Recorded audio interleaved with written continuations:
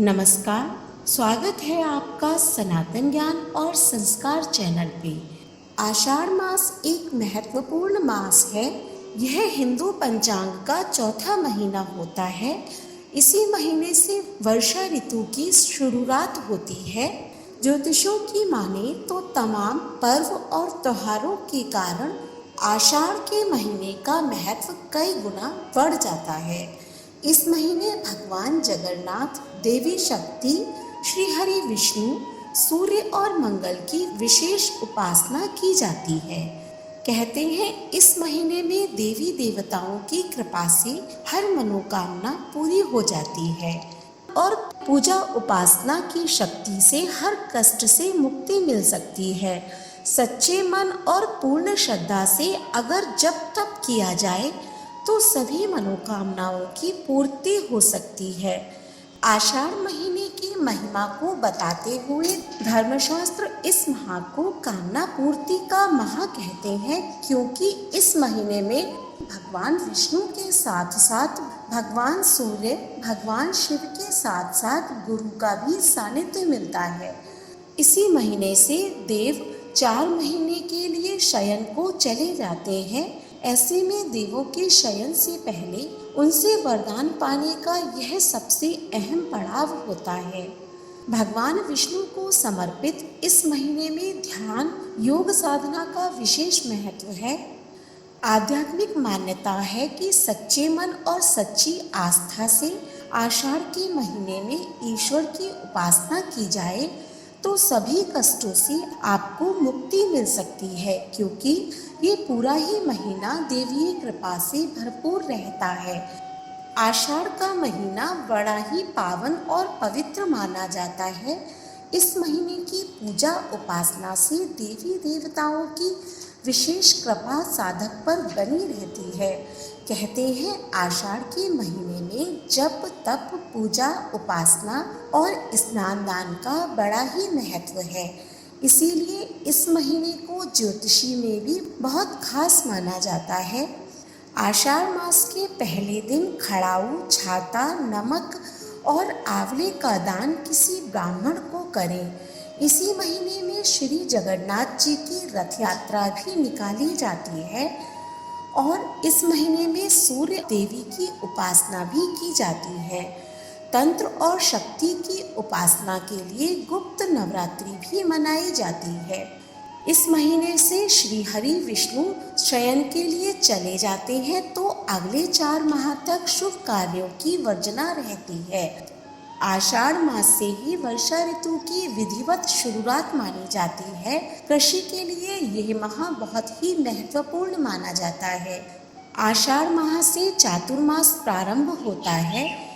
इस महीने को कामना पूर्ति का महीना भी कहा जाता है। इस माह में जो भी कामना की जाती है उसकी पूर्ति हो जाती है। आषाढ़ मास की पूर्णिमा को गुरु पूर्णिमा का महान उत्सव भी मनाया जाता है। वर्ष के इसी मास में अधिकांश यज्ञ करने का प्रावधान शास्त्रों में बताया गया है। आषाढ़ मास में बहुत से पर्व व त्योहार मनाए जाते हैं, जैसे योगिनी एकादशी। आषाढ़ मास में पड़ने वाली कृष्ण पक्ष की एकादशी तिथि को योगिनी एकादशी के रूप में मनाया जाता है। इसके व्रत से समस्त पाप नष्ट हो जाते हैं और यह व्रत इस लोक में भोग और परलोक में मुक्ति दिलाने वाला है। यह तीनों लोकों में प्रसिद्ध है। इस दिन लोग पूरे दिन का व्रत रखकर भगवान नारायण की मूर्ति को स्नान कराकर भोग लगाते हुए धूप दीप पुष्प आदि से उनकी आरती करते हैं। गरीबों ब्राह्मणों को दान भी किया जाता है। इस एकादशी के बारे में मान्यता है कि मनुष्य के सब पाप नष्ट हो जाते हैं तथा उसे मोक्ष की प्राप्ति होती है। आषाढ़ मास के शुक्ल पक्ष की पूर्णिमा को गुरु पूर्णिमा अथवा व्यास पूर्णिमा कहते हैं। इस दिन लोग अपने गुरु के पास जाते हैं तथा उच्चासन पर बैठाकर माल्यार्पण करते हैं तथा पुष्प फल वस्त्र आदि गुरु को अर्पित करते हैं। यह गुरु पूजन का दिन होता है, जिसकी प्रथा प्राचीन काल से ही चली आ रही है। आषाढ़ शुक्ल पक्ष एकादशी तिथि को व्रत किया जाता है। यह एकादशी स्वर्ग और मोक्ष प्रदान करने वाली एवं संपूर्ण पापों का हरण करने वाली है। इस दिन से भगवान विष्णु क्षीर सागर में शेषनाग की शैया पर तब तक शयन करते हैं जब तक कार्तिक शुक्ल मास की एकादशी नहीं आ जाती।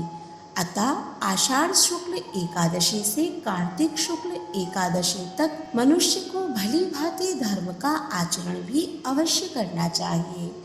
विष्णु एकादशी के दिन से देवी देवता 4 माह के लिए शयन करने चले जाते हैं। इसे चातुर्मास भी कहा जाता है। देवी देवताओं के 4 माह तक विश्राम में जाने की अवधि तक शास्त्रों के मुताबिक सभी मांगलिक कार्य वर्जित रहते हैं। जगन्नाथ यात्रा आषाढ़ मास की शुक्ल पक्ष की द्वितीया तिथि के दिन भगवान जगन्नाथ की यात्रा का प्रारंभ होता है। भगवान जगन्नाथ की यात्रा में भगवान श्री कृष्ण, माता सुभद्रा और बलराम की पुण्य नक्षत्र में रथ यात्रा निकाली जाती है। आषाढ़ मास में किन देवी देवताओं का पूजन करें? आषाढ़ मास में गुरु की उपासना बहुत ही शुभ और फलकारी मानी जाती है। इस महीने में शक्ति की आराधना करना भी शुभ माना जाता है। आषाढ़ मास में भगवान विष्णु की पूजा करने से संतान प्राप्ति होती है और जल देवता की उपासना करने से धन प्राप्ति के मार्ग खुल जाते हैं। इस मास में मंगल और सूर्य की उपासना अवश्य करना चाहिए। इसी महीने में मंगल और सूर्य की उपासना करने से ऊर्जा का स्तर उत्तम रहता है। आषाढ़ मास में जलयुक्त फलों का अधिक मात्रा में सेवन करना चाहिए। इस प्रकार से आषाढ़ मास का धार्मिक महत्व बहुत ही विशेष है। इस माह में किया गया दान पुण्य मनुष्य के लिए पुण्य फलदायक रहता है। इसीलिए हर व्यक्ति को आषाढ़ मास में दान पुण्य और देवी देवताओं का पूजन करना चाहिए। वीडियो अच्छी लगी हो तो इसे लाइक करें और ज़्यादा से ज़्यादा शेयर करें। ऐसे ही धार्मिक वीडियोस देखने के लिए हमारे चैनल को सब्सक्राइब करें। धन्यवाद।